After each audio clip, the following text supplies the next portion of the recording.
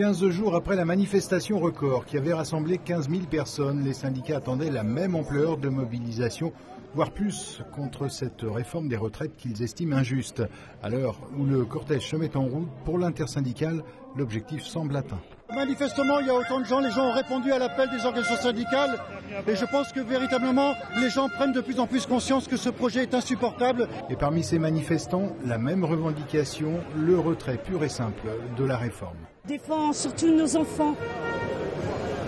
Et puis il n'y a pas que les retraites, il y a toute sa politique. C'est maintenant ou jamais, il faut absolument réagir face à l'ineptie des propositions qui sont faites par le gouvernement, c'est évident. Faut le retirer complètement, faut le revoir complètement, ça n'a rien à... Non. Il y a beaucoup d'autres méthodes de financement, il y a des choses à faire qui sont...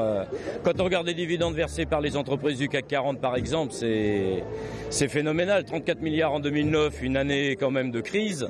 Pour les organisations syndicales, si une réforme des retraites est nécessaire, elle doit se faire différemment. Une réforme injuste et inefficace des retraites, conjuguée à un chômage croissant et à une politique négative des salaires, c'est ce qui nous a réunis à plusieurs reprises ces derniers mois. Actuellement, la CFTC en est rendue à demander le retrait complet de la loi, qu'on puisse renégocier une nouvelle loi qui puisse aller véritablement dans le sens des salariés. Nous proposons que nous remettions sur la table toute une série de financements qui aujourd'hui échappent à la solidarité et grâce à ces financements-là, nous pourrons retrouver un sujet sur les retraites.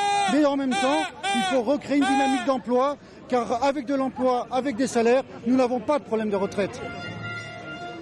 Les syndicats sont donc bien décidés à ne pas lâcher dans ce bras de fer. Certains appellent à la tenue d'AG dès demain dans les entreprises et les services publics afin de porter cette contestation dans la durée sous forme de grève reconductible jusqu'au retrait de la réforme.